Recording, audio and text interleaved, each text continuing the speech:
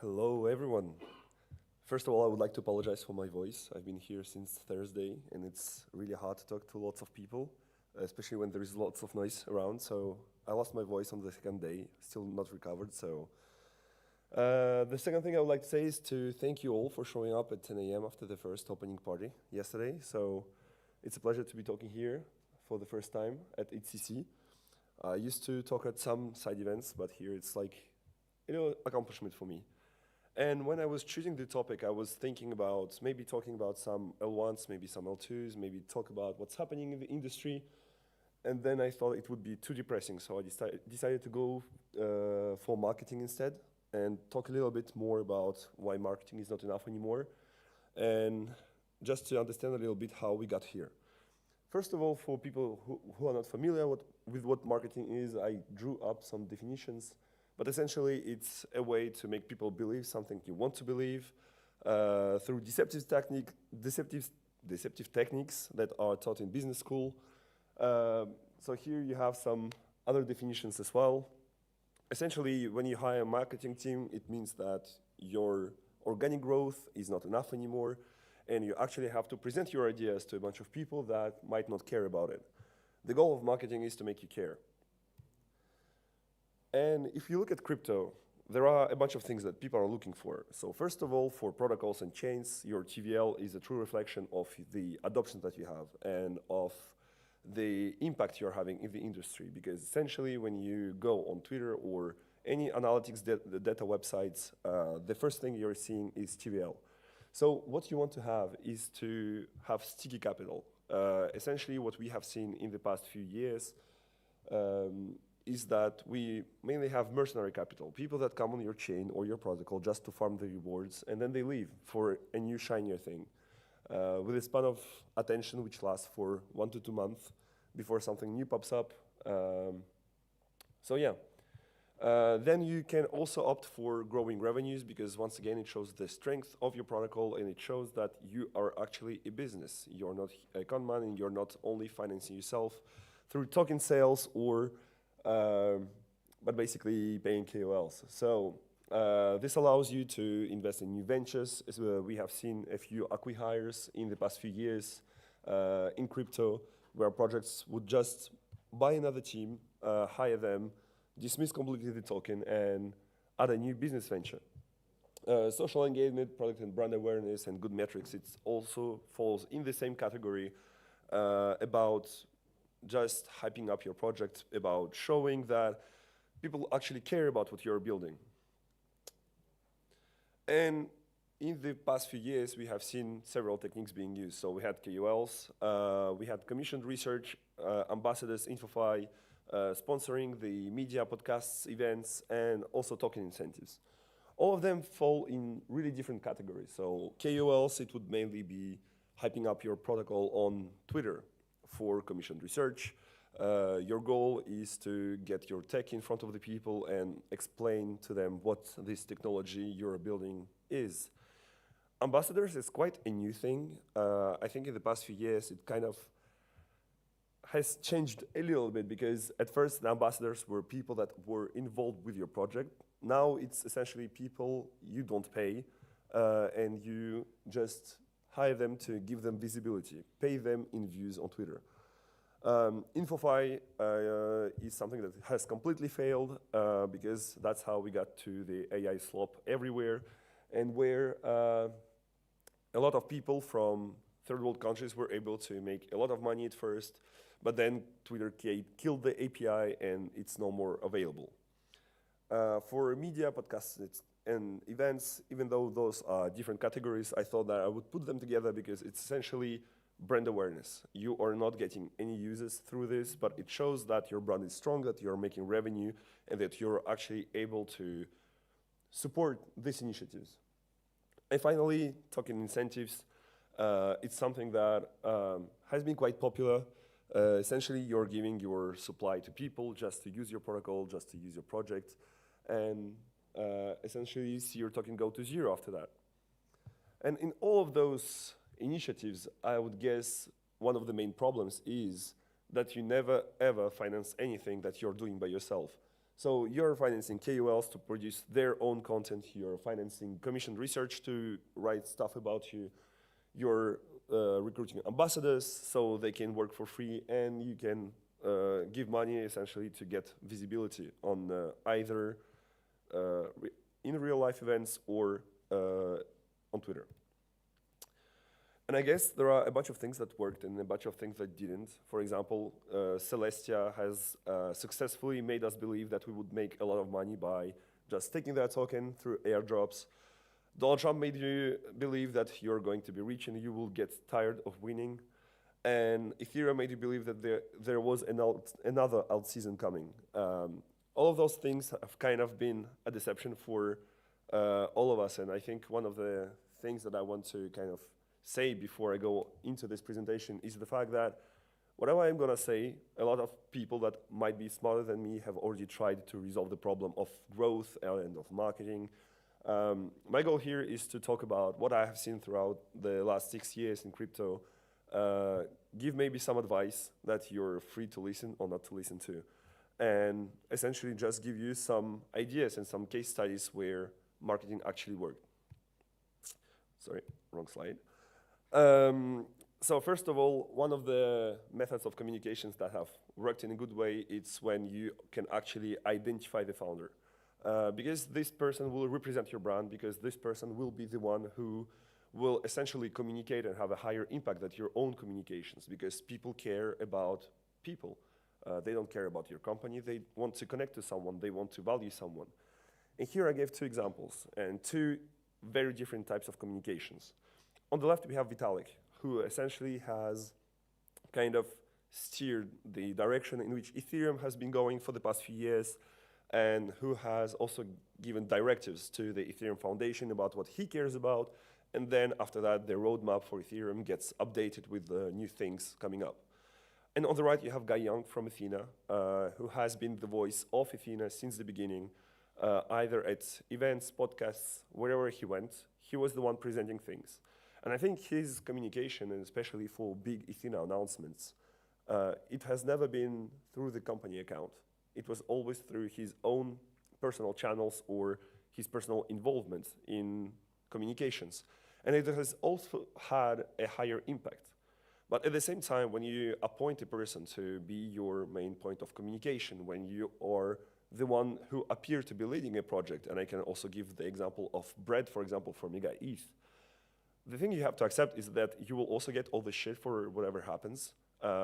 If you don't succeed, or if you stall, or if your communications are not enough or not impactful enough, people will get back at you. So it's something that has its ups and downs, but I think it's something that is important and most people forget about it. But your founder or your person of contact should be the one who, or could be the one at least, communicating about your project and doing your marketing for you. This is something that you can create. This is something where you don't have to pay KOLs for. This is something that has actually worked in the past. Then I want to talk about Maple Finance. Maple Finance is a protocol that essentially lets you borrow crypto for crypto. They mainly operate in something private, so they work with institutions, with more institutional entities, and essentially we met with Maple a little bit more than a year ago. And what they did back then is they have started an ambassador program. I know that I have talked about it already, but I think their case study is about efficiency. This program has been running nonstop for the past year and a half, almost, and they have actually grown their TVL, they have actually grown their number of users, and they have actually grown brand awareness to the point where today when Maple Finance wants to partner with the protocol, when they want to do BD with the protocol, people know about them. When they see their metrics, they are happy to be working with Maple. And I think their ambassador program has contributed a lot to this, because you would see people who actually cared about every single announcement that they would put out, that they would analyze it, that they would talk about it on podcasts, on wherever they would go. And you can see the growth on their Twitter account as well, because I think, once again, your socials reflect a little bit the success of your protocol. Then there is another case study which involves less of a marketing, but more of a partnership that benefits everyone. I believe it was in 2025, in the month of August, that Aave announced a partnership with Ethena and Pendle. Essentially, Aave is the biggest lending protocol. Aave was the fastest growing synthetic dollar, not to say stable coin. And Pendle was a way for people to essentially guarantee their yield and have a fixed yield on some of the products. This partnership made sense, and it actually created lots of value for each of the companies I've listed here. Essentially, for USDE, it has had a meteoric growth for its synthetic dollar by usage on Aave, on Pendle, and essentially the yield would go it would go in the double digits, so we could have some yield around 30 or 40%, which is essentially the best marketing tool. For Aave, if you didn't know, Aave makes money from people borrowing, not lending. So when you have increased borrows, you have looping of the assets. Essentially, Aave made even more money. And finally, Pendle, it allowed them to increase their TVL, and even still to this day, Pendle has around 70% of assets listed on it from Ethena, or Ethena related. So it's one of these things where you could think it's more of a BD thing, but in a real way, it's also marketing, because you increase your awareness and you also actually attract sticky capital. If we look at the industry today, so here we have a bunch of tokens that launched in 2025. And essentially before, when you would launch a token, the token would go up because you got a bunch of VCs backing you up, because you would create some hype on socials, and because it was the most important day in the story of the protocol. It's when UTGE. But here are the performances of the most hyped protocols throughout 2025. And you can see that essentially everything went down. Like, we are talking about, well, from minus 22%, but it's not the main case. It's mostly concentrated around minus 80 to minus 95%. And so this was like the point of my presentation. This is why marketing is not enough anymore. Before, when you would launch a token, you would hype it up, it would go up and at least perform for some time. Now we are seeing that people have a way to see through your bullshit that you would be able to pull from the previous cycles, and that today it's not by paying KOLs that your protocol will succeed. I guess at the end of the day, talking about marketing and talking about communications, the goal here is to build a product which is pretty cool and people would actually want to use, not just to farm incentives. It's achieve brand awareness for in an industry where the attention span is the same of a goldfish. Get lots of TVL and revenue so you can actually show that you are a successful businessman and that you know what you are doing. You have a token that actually has value, that you have decided to attach to it with tokenomics that are not predatory towards crypto people or crypto investors. And build a moat. Moat is something that differentiates you from all the other people. And I think this is the hardest thing to do, but one project actually succeeded to do this, and this is Hyperliquid. I'm sorry to talk about Hyperliquid at a crypto conference where we are supposed to talk about ETH and the future of ETH, but I think it's one of these use cases where we have not seen something like this before. And I think that many people believe that they can actually reproduce what Hyperliquid has created, but at the same time, not all of the founders have millions lying around that are able to finance the initial stages of growth of your protocol. And so you have to take into account that people will have to create shortcuts, but I think it's a great example of a person that wanted to build a business that actually attached all the value to the token itself, and that has actually created something that people get excited about and where we are seeing lots of adoption even in the TradFi circles. Now I wanted to talk a little bit more about something that we can do as protocols, projects, in order to make your marketing more efficient. First of all, you have to have data. You have to have data that backs your claims, that you are able to Open source to people, use it in your communications, share with investors. This is something which is really important that most projects dismiss. It's have data dashboards that can actually show the progress you are making with numbers. Also, your transparency is really important because I guess most of the protocols kind of assume that because blockchain is public, everyone can check whatever's happening. I think one of the best things that has happened to crypto we have taken from TradFi are, for example, quarterly results or monthly results, either in revenue, where the money goes, and what is actually happening with your protocol. I think it's something important, and once again, because we are a young industry, we tend to take lots of shortcuts on this. And then I would say for the three other points that I mentioned here, it's basically be efficient in your communication and be clear in where you're going, how you're going to get there. Building around hype and around short-term lived cycles where people get excited and then forget about you, it's never going to work, but it's by maintaining consistency in your marketing and communications, by providing the most clear and the best milestones for the people that follow your protocol are the most important things. Also, if you look at the previous cycles from 2020 to 2021, the only thing you had to do is say, hey, I have a bazillion TPS on my chain, my ZK algorithm is the most secure, and we are actually going to the moon because we have the best tech. The true thing is, and the problem with the whole technical narrative, it's that most BD teams never make it, most technical teams never make it because they only care about the tech. They don't care about the understanding of their product. They don't care about the community. They don't care about doing BD because they think they are the best. And they also kind of stay enclosed in their own product that they have imagined without ever trying to make something different or trying to expand their product. And I think this is what's missing from the most technical teams today.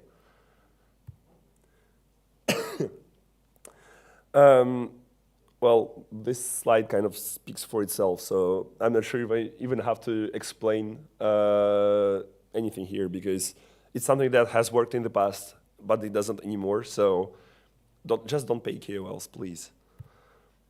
And I want to talk about Ethereum because we're at an ETH conference, and so it's quite important to talk about Ethereum and its moat, how it has built its way of being different from the others. I think, first of all, Ethereum was the first one. So it's always easy to have the first mover advantage when you're in an industry where people trust your reliability and your success in the previous years. So it's pretty easy today for serious protocols to come and build on Ethereum because that's where the TVL is, that's where the capital is, and this is what has mattered in the past. Second biggest asset in crypto is basically get people from TradFi excited and some retail investors when they get into crypto. And of course, being technical here with 100% uptime, being battle tested, and I think it kind of speaks for itself. And you can actually recognize the consistency of Ethereum. So I think this has helped it a lot. And now I want to talk about the conclusion here and kind of conclude this presentation because marketing is not enough anymore. You have to invest into actually building your brand and actually caring about what people think about you and where you are going to go. I think because it has worked in the past, because we were a young industry, we were essentially PvPing each other, the rules have kind of changed now. So what has worked in the past doesn't anymore. I guess whatever I said here, if you try to apply every single thing, you will also make mistakes. So even though you have a great BD team, great tech, great marketing, doesn't essentially mean that you will make it. So once again, people make mistakes, but it's the consistency and the way you approach them that changes. Nothing is financial advice. Obviously, all the tokens I've mentioned, some of them I hold, some of them you should not hold. And yeah, just don't fall for whatever you see on CT. Thank you very much.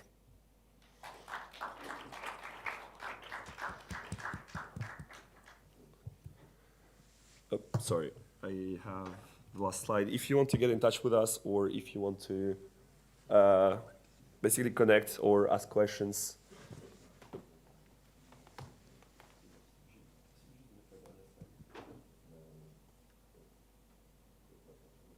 There you go. Here you have everything. If you want to get in touch, put LinkedIn as well, because I know that some TradFi people are around and they don't have Telegram. Bless you. And yeah, thank you very much.